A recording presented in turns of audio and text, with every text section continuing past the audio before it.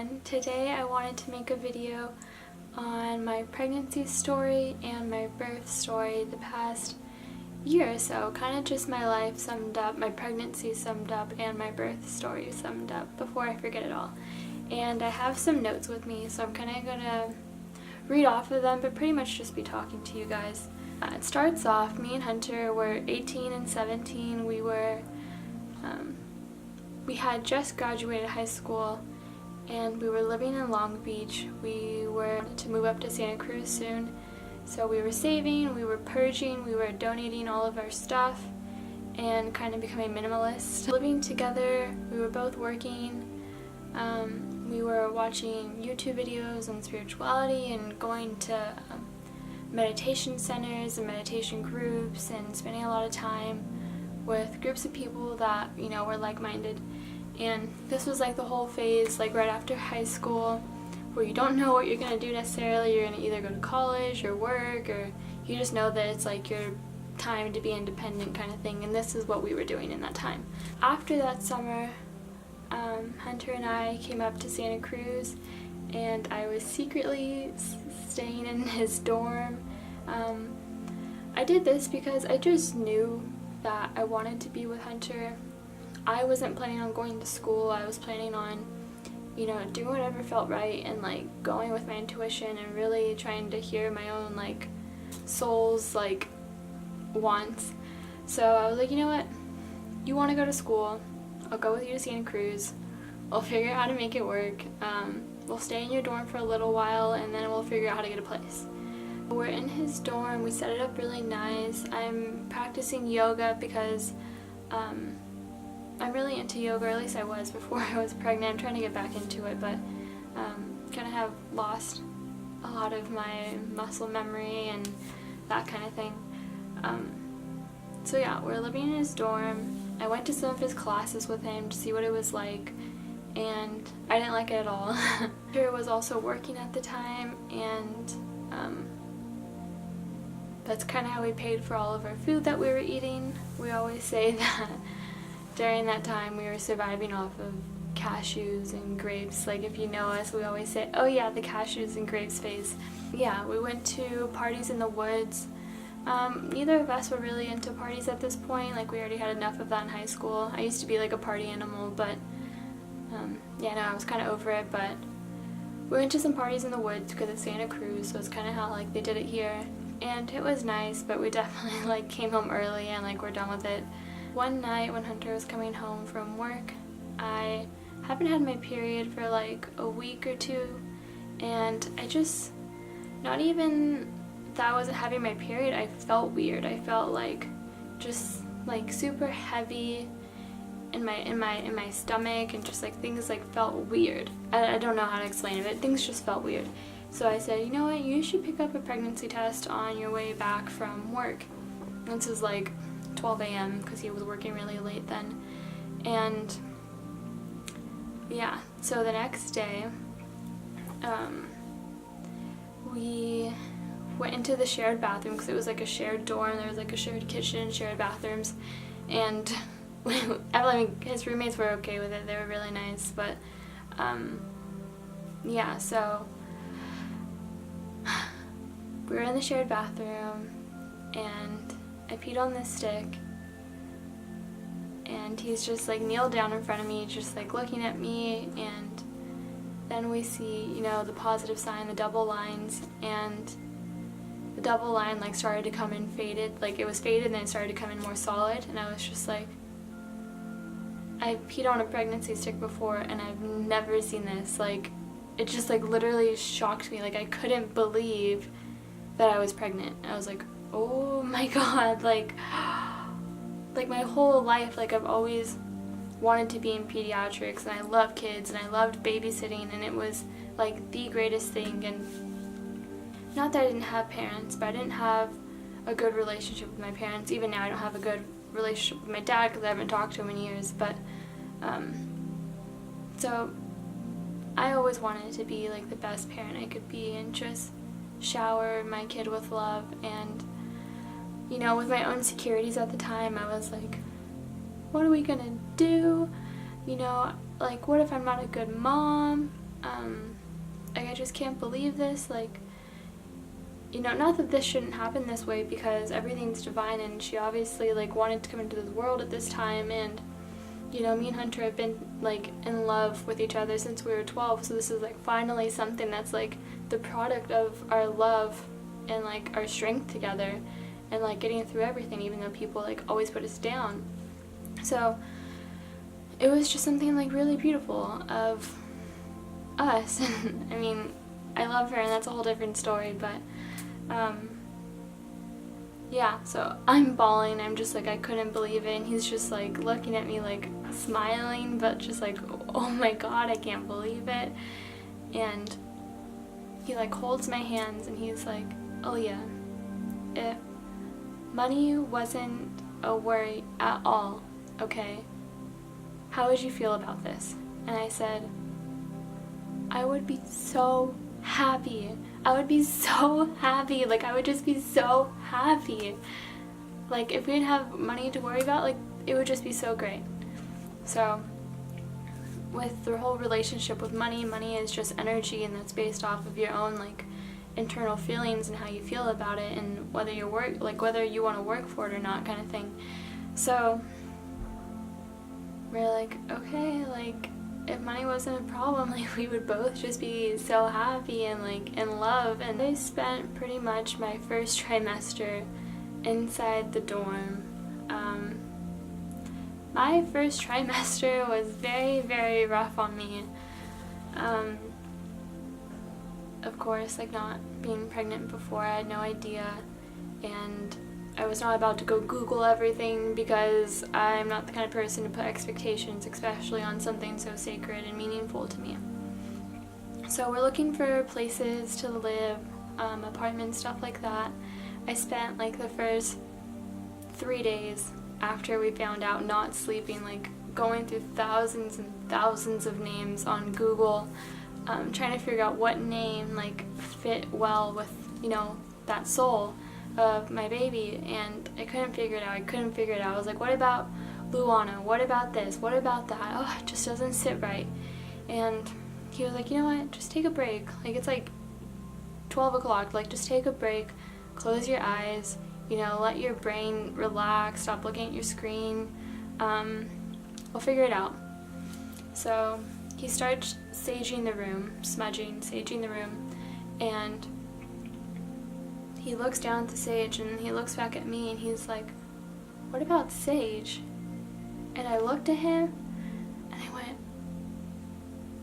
that's perfect. That's so perfect. Like, I can't believe I just scrolled through thousands of names, never saw sage, and, like, that's perfect. That's absolutely perfect. I love it. It sounds so beautiful to me, and I just feel like it resonates. I feel like it totally resonates with our child, or at least the soul that has now come into our lives. So I spent pretty much my first trimester inside the dorm. I was sick nearly like every second, just nauseous and nauseous, nauseous, nauseous, and throwing up, and it was very overwhelming for me, especially like not having like a solid ground, and like I guess being nervous every time someone would walk by the dorm to see if like I was there, and like we're still trying to figure out where we're gonna go, and because I wasn't necessarily supposed to be there, so like as a mom and as like a woman, I want to have like a foundation of like comfort and like safety, and you know, so that was like a whole lot of like the mental thing. But hormonally, I was very emotional. I'm already sensitive as it is, like I'm a Pisces, but if you talk to me in like a weird tone, I would just be like, I'm able to read through everything, like I could pick up on anything. So he says something to me in a weird tone, and I'm thinking, we're about to have a baby, you know, overthinking everything. Of course, we're about to have a baby, you're talking to me like this, my life is ruined, you know. So I would just cry and be like, I can't believe you're talking to me like this, like blah, blah, blah, blah. So it was a lot emotionally.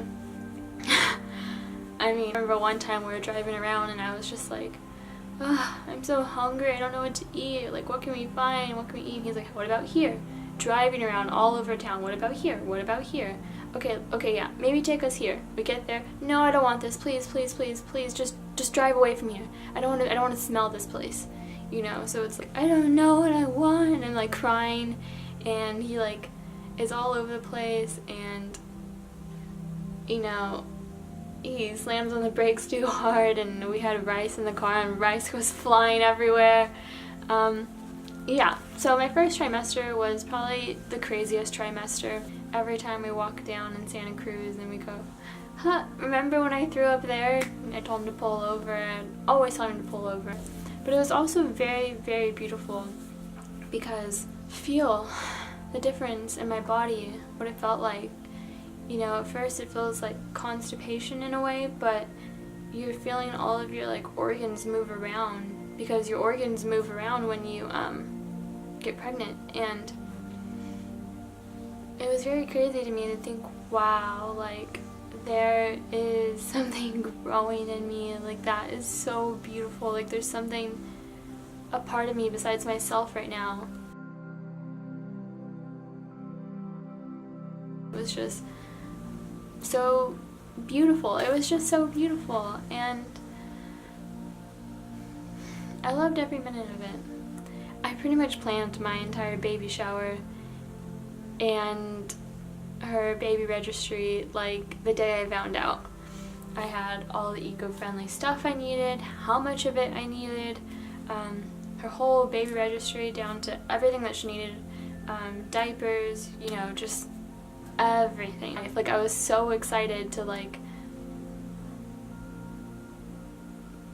be putting the energy of love that I've always wanted to, and I was gonna do it right. I was gonna make it special. I was gonna put all of my love and dedication and heart into everything, into what type of spoons I'm gonna have at my baby shower, to what kind of coffee lids. Are they compostable? No, we're not getting them. You know, my entire baby shower was eco-friendly, vegan, you know, compostable, not anything went to waste. So that was really amazing. I'm happy I went through all of the effort to do it, especially so soon, because once I got pregnant, like even more pregnant later on, like third trimester, like I wasn't going to want to figure all of that out. We finally settled everything out with our apartment, and we had a friend at the time helping us move everything from the dorm into this place, and we didn't really have much. I remember us sleeping on the floor like the first couple nights.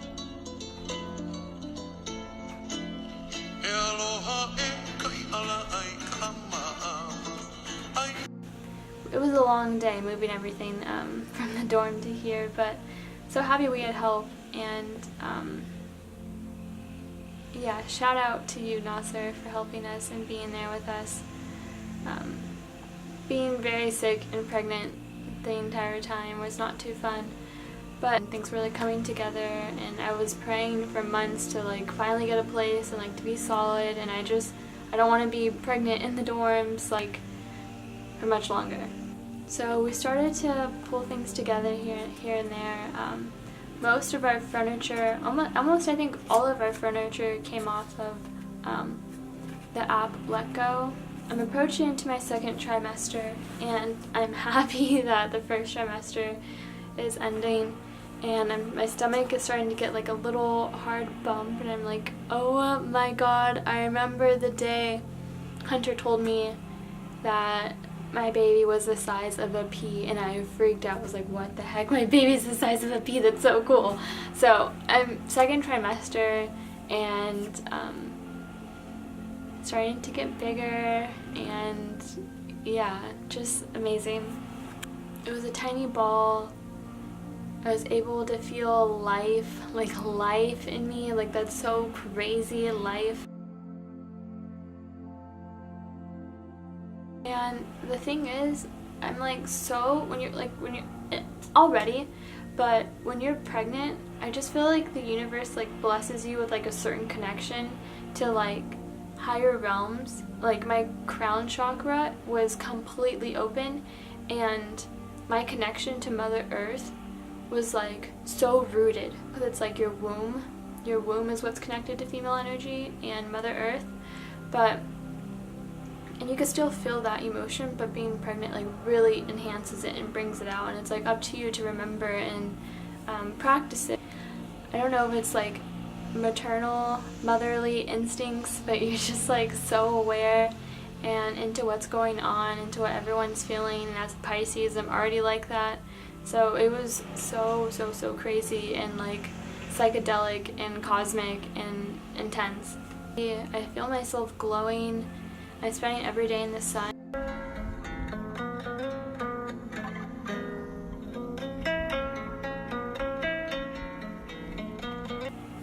So I'm going to read some notes that I have down here. I felt very poetic. This is when I was also writing a lot of poems, and I thought they were all really beautiful. Pregnancy, I think in general, is a time when you do a lot of shedding. So, I mean, you think you know your body for however many years. For me, it was 18 years, 19 years, and then it's bam, you don't know your body at all. It can also do this. So you have to like surrender and let go to everything that you know, like even down to like the physical point of what you thought your body was. And it's a lot of shedding, it's a lot of letting go.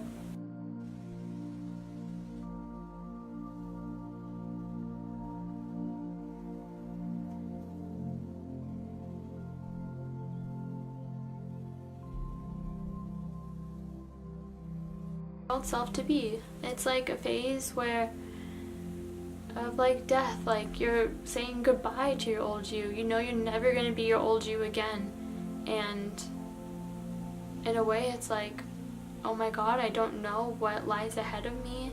I don't know who I am anymore, and I'm saying goodbye to the girl I used to know, you know, and that's a lot of shedding. I think that's a lot of shedding. You know, you say to yourself, I'm doing this. Like in second trimester, it's like, I'm doing this. Like I'm actually doing this. Like everyone knows now. Like I'm 3 months in, everyone knows. Like I'm pregnant. Like I'm doing this. You get this feeling of what it's like to mother, of course, because you are the mother, but at the same time you're being mothered, because energy is kind of just like for you, and it's like you're connected and things are pulling you in and wrapping you in, and you just feel like the world is embracing you in a way. So you kind of get what it's like to be mothered and mother at the same time. It's like this weird in between stage, you know, because after this you're a mother, and before that you're being mothered by your mom, and it's the in between stage.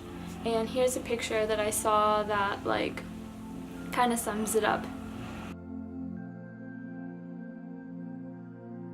You start to think like, what kind of mother am I? What kind of mother am I going to be? You know, doing your best to just be present and fully like wrapped up and loved, and just, I have no idea what birth is going to be like. I have no idea what pregnancy is going to be like. Every single day it's different, but just 100% present. It really teaches you how to be present with yourself. And I could say that I was really present with myself, because every time something fell off, I would know exactly what to Google, and it would say low blood sugar, and I'll go, okay, I'm craving ice. I want to eat ice a lot. What does that mean? You know, so just things like that, I was really able to catch and like do it on my own and like give myself what I needed, because your body demands a lot from you, nutrition-wise and emotionally and hormonally and etc. You just like are so giddy, like you always feel like you have something to say. Like, look, I'm pregnant, I'm giving life. Like, society, humanity just doesn't appreciate it enough. And it's like, I'm pregnant, I have a baby in me, Like, you just want to say it to the whole fucking world, like, oh my god, I'm pregnant, and it's just like so amazing. Like, I'm creating life, like, I'm able to pull down heavens and put it onto this planet. And that is so crazy to me.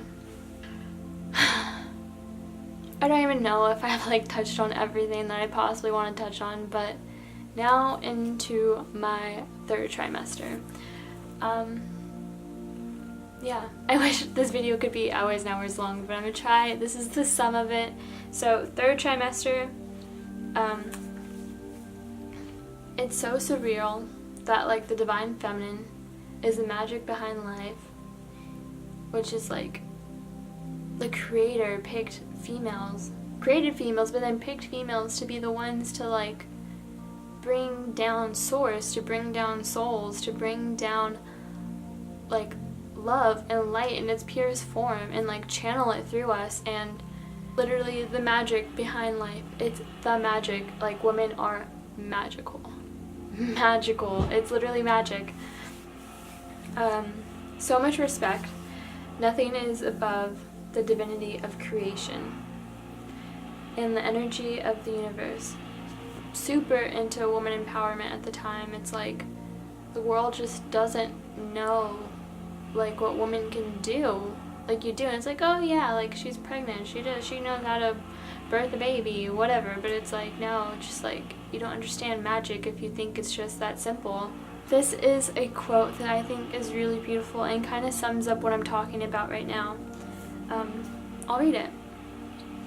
The female being has been chosen by the Creator to be a portal between the spiritual realm and the physical realm, the only force on earth to navigate unborn spirits onto this planet. Let that sink in.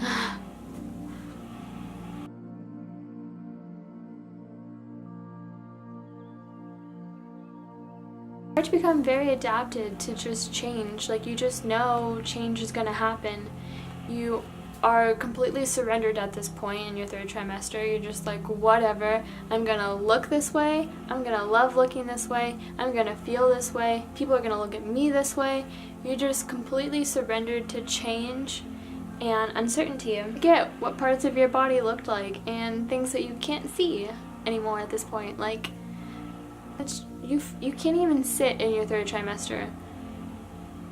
You can't sit, you can't walk. If you drop something, it's dead. You'll never see it again because you can't pick it up. Unless you find a way like me to pick it up with your toes and like do like a whole backhand through your toes, pick it up and bring it around kind of thing. But if you drop something, it's gone. It's done with. Without shedding, there wouldn't be room for the fertile grounds. So you literally have to release everything.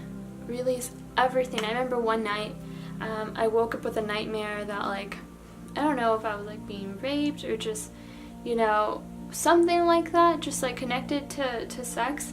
And I woke up and I was so angry and I was like, Hunter, I had a bad dream. And he was like, okay, what was it about? And I was like, no, just like leave me alone. Just like leave me alone. Like I hate men. Like men are so terrible. And he was like, well, why do you feel that way? Like what happened? And I mean, it didn't even sound like me. Like my heart is like always full of love, and I just felt like so wrong. I don't know, there's no such thing as wrong or right, but I just felt like,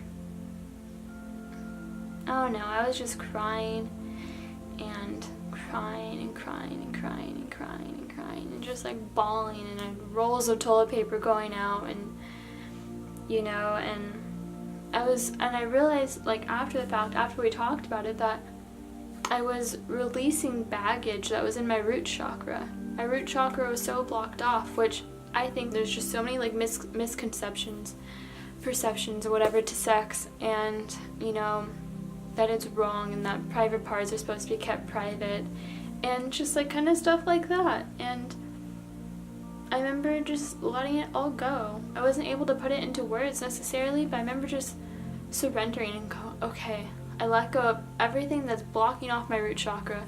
You do not want your root chakra to be blocked off if you plan on giving birth, because you're going to have a lot to work on when you're pushing out your baby. Might as well release whatever is blocking off your root chakra beforehand. So I'm crying, and all of a sudden my nose just starts bleeding, like so much, just like puddles, and I'm just like, oh my god, I'm just like crying, and I'm like, ooh, and there's just blood everywhere. So I run to the bathroom, and the sink is getting filled up with blood, and after that, like, I honestly, like, once it stopped bleeding, I just felt so good. I felt like, wow, like, I don't see sex as like a survival thing anymore. Like, it doesn't need to be, you know, all the things that are tied to it. Like, it's so special, and it like creates beautiful magic, and it's like from love, and it's so divine. And yeah, I mean, that's a whole other topic in itself, but you shed a lot, basically, is what happens. And yeah, even so much so that you might even get a bloody nose, I guess. You really do feel immortal. I honestly believe that you have two different bodies. You have your pregnant body, and you have your like walking body, your normal body, and it's like two different energies completely. It's an immortal feeling for sure. I totally felt like I was a different being. You really, really want to connect with nature. Like, it's so beautiful to just sit in nature and embracing like the sun and the trees and the birds.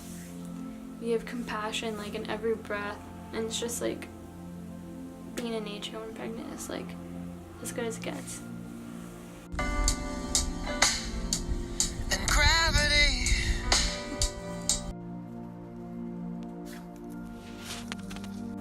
Very, very, very vulnerable, but like that's like what makes you so strong, is your vulnerability.